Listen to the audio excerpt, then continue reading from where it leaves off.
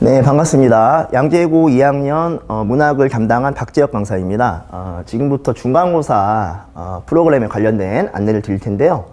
개강일은 3월 9일 일요일 오후 2시고 직전 대비 포함 총 8회로 진행될 예정입니다. 간단히 제 소개를 좀 하고 말씀드릴게요. 저는 이제 양재고 1, 2학년 전담 강사로 지금 이제 김영준 국어학원에서 7년째 그러니까 강남 서초 쪽 학교들 대상으로 이제 내신 강의를 하고 있었고요.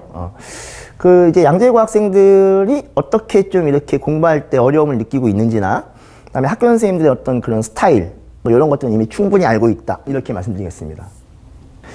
우선 이제 시작 전에 꼭 이걸 강조하는 게 뭐냐면, 이게 고2로 올라가면 다 그런 건 아닙니다. 일부 아이들이 약간 좀 느슨해집니다.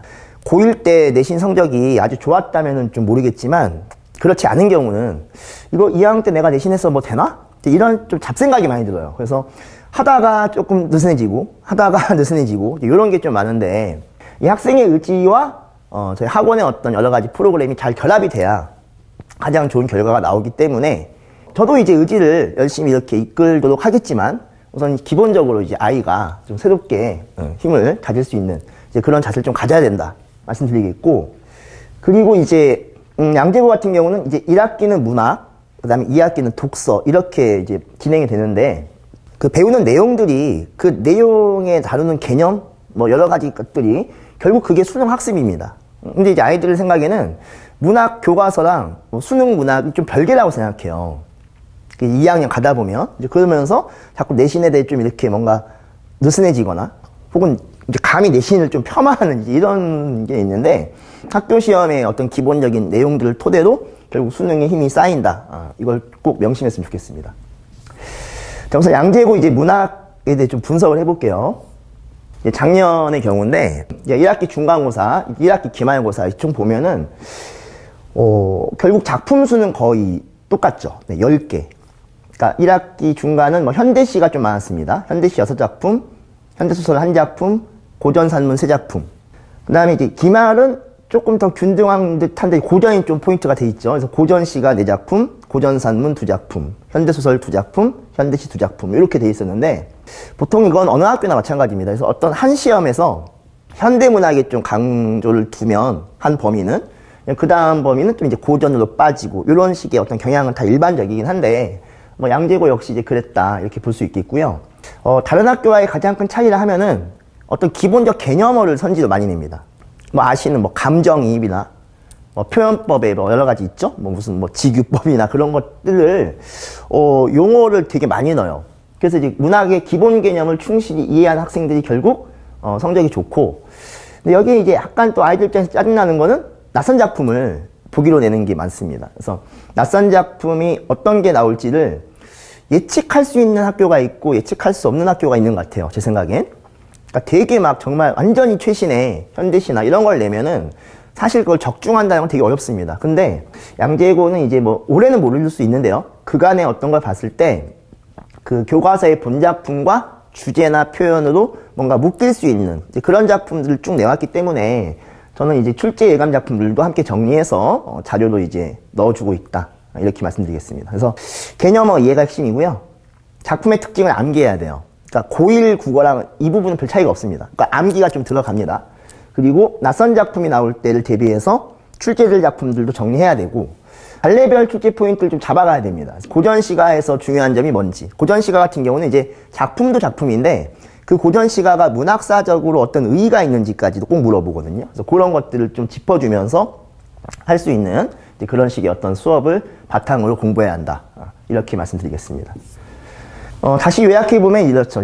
교과서가, 앞에 좀 말씀드렸던 10작품들이 1단원부터 순서대로 나오는 게 아니라 교과서에 총 대단원이 4개가 있는데, 그 중에 이제 고릅니다, 학교 선생님이.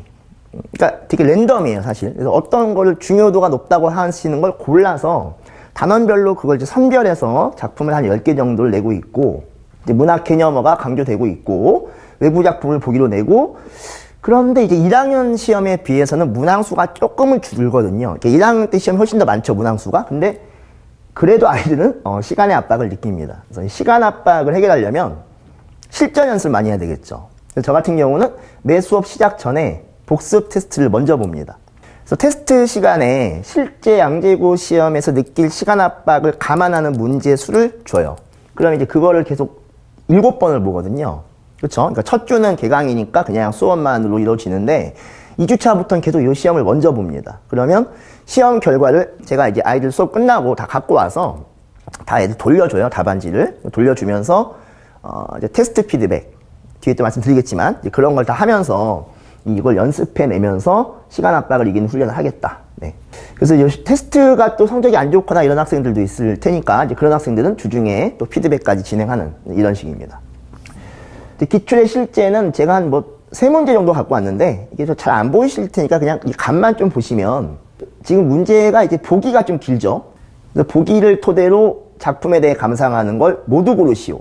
여기 모두 고르시오. 이거는 이제 1학년 때도 쭉 이제 원래 양재고 스타일입니다. 그래서 모두 고르는 문제이기 때문에 수능형의 문제이긴 한데 모두 고르는 거기 때문에 이게 생각보다 좀 힘들어요. 하나하나 다 선택지를 확인해야 됩니다. 촘촘하게 선택지를 분석할 수 있는 훈련. 요게 핵심이고, 요쪽에 이제 주관식 3번 같은 경우는 이제 역시 외부 보기를 갖고 왔습니다. 이제 어떤 박지원 소설에 대한 설명을 더 넣어놓고, 그 다음에 여기서 이제 어떻게 뭘 써야 되는지를 조건을 주고 쓰는 이런 문제인데, 그나마 다행인 거는 이제 여기 보시면 잘 보이실지 모르겠어요. 여기 이제 A랑 B랑 C에 들어갈 말을 요 문장 형식을 지켜 쓰는 거라서, 네, 이게 완전히 그냥 미니 논술형은 아니거든요. 그래서 어떤 조건에 어울리는 용어를 찾아내면 되는 거기 때문에 이런 건 충분히 훈련으로 가능하다. 이렇게 말씀드리겠습니다.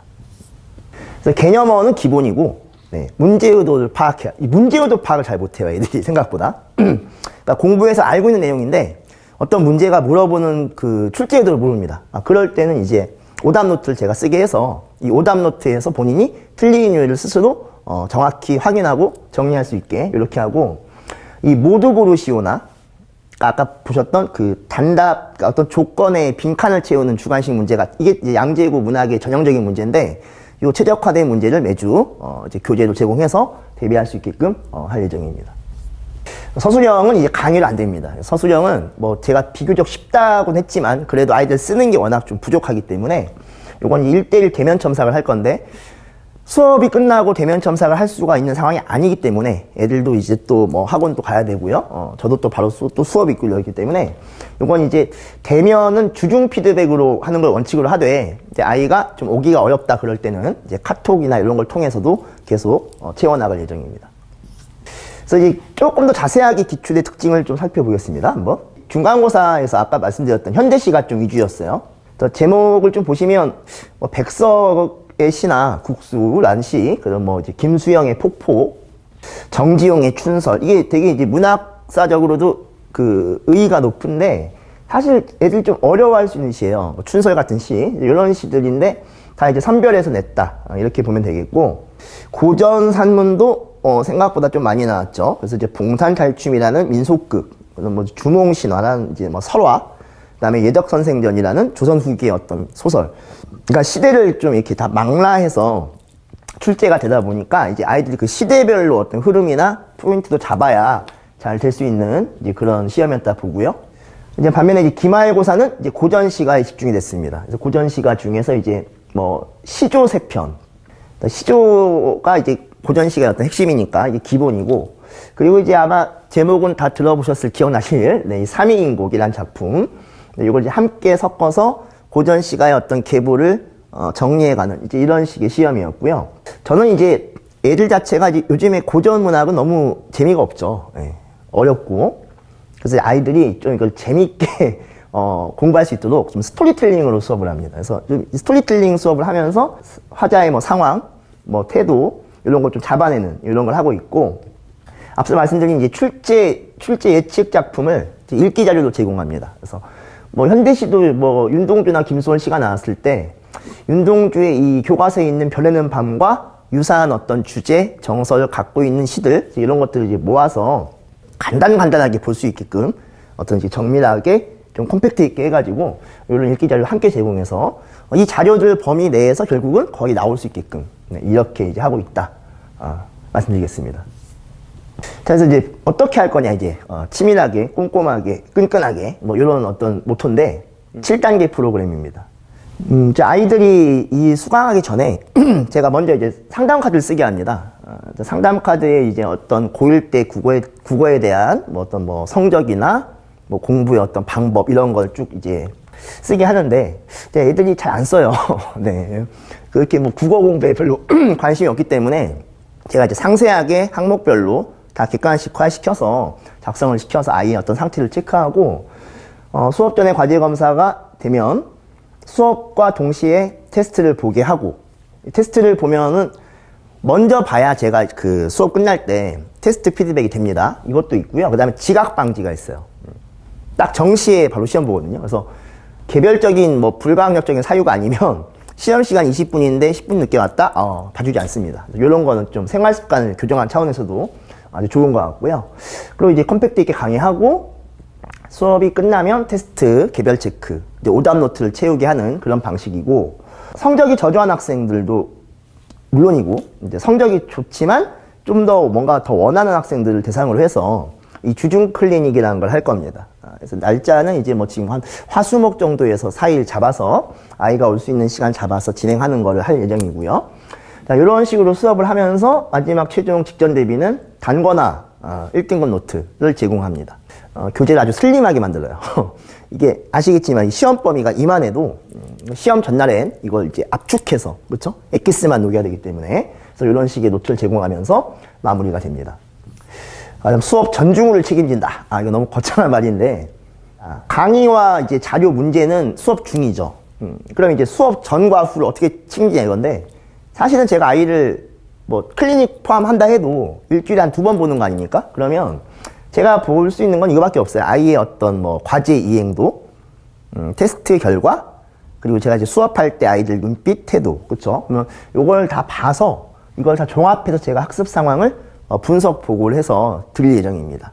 이거는 이제 매주는 아니고요. 한 2주에 한 번 정도? 2주치를 좀 누적시켜서 제가 이제 이걸 직접 부모님들께 보여드리고 이제 아이한테도 제가 이걸 보여줘서 내가 볼 땐 넌 이렇게 되고 있는데 이거 맞아? 이런 식으로 좀 얘기해갈 수 있는 이런 식으로 해서 결국 수업 전과 후에 대해서는 이 분석 보고를 통해 책임지겠다. 이렇게 말씀드리겠습니다. 이제 최적화 자료의 예시는 이렇게 보시면 되겠고요. 테스트 오답 노트라는 거는 뭐냐면 테스트지 뒤에다가 제가 이걸 넣어놓습니다. 그래서 테스트 틀린 문제를 본인이 이제 뭐 몇 번 문항을 틀렸고 틀린 이유가 뭔지를 제가 고를 수 있게 해놨어요. 그럼 이제 그걸 체크한 다음에 어떤 이유로 틀렸는데 이렇게 쓰면 제가 이것도 봐요. 근데 이제 가끔 뭐가 있냐면 자기가 틀린 이유를 모릅니다. 여기 지금 제가 이렇게 적어놨는데 예를 들면 문제가 묻는 의도를 몰랐다 같은데 본인은 정작 이제 뭐 작품에 대한 내용 정리가 부족했다 이런 경우가 있어요. 그래서 이거를 먼저 쓰게 하고 제가 이제 이걸 가면서 아이가 이제 오답을 내는 그런 어떤 사고의 오류가 어떻게 되는지를 아이가 계속 얘기하면서 체크한다. 이렇게 보시면 되겠습니다. 네, 예, 학보다 습. 네, 이거는 뭐 너무 당연한 얘기죠. 강의 듣는다고 성적 오르지 않습니다. 네, 열심히 자기가 익혀야 돼요. 되게 원론적인 얘기인데 이 부분은 사실은 제가 이제 아이들을 못 보잖아요. 그래서 이제 혼자 공부할 때 계속 뭔가 좀 이렇게 디테일한 것들을 좀 체크해주고 싶은데 수업 시간이 또 이렇게 다른 얘기를 뭐 할 시간은 없어요. 그래서 뭐 저는 뭐 개인적으로 사담 같은 거 크게 별로 안 하는 편이라서 뭐 학생 상담 아까 말씀드린 오답 노트 체크 이건 뭐 기본이고 습관 형성은 좀 제가 중간중간 강조할 예정입니다. 그래서 이 습관이 어떤 거냐면 뭐 우선 국어 문항만 한정할 때요. 좀 같이 버무려지는 건데 좀 날카롭게 사고하고 되게 좀 세밀하게 읽어야 됩니다. 그러니까 선택지를 좀 뭉뚱그려 읽거나 문장을 심지어 한 문장을 좀 길어지면 제대로 이해 못해요.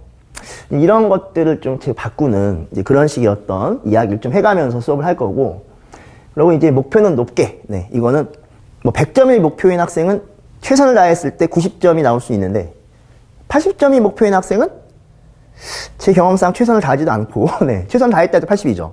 그러니까 결과는 뭐 사실 네 뭐 다 우리가 이제 알 수 없는 영역이지만 우선 요번에 2학년 시험도 목표는 높게 잡도록 제가 계속 동기부여를 해가면서 수업하겠습니다. 네, 그래서 이제 지금까지 이 양재구 2학년 문학에 대해 안내 드렸고요. 아무튼 이제 좋은 인연으로 돼서 아이에 대한 확실한 어떤 성적의 보답을 꼭 책임지도록 약속하겠습니다. 네, 감사합니다.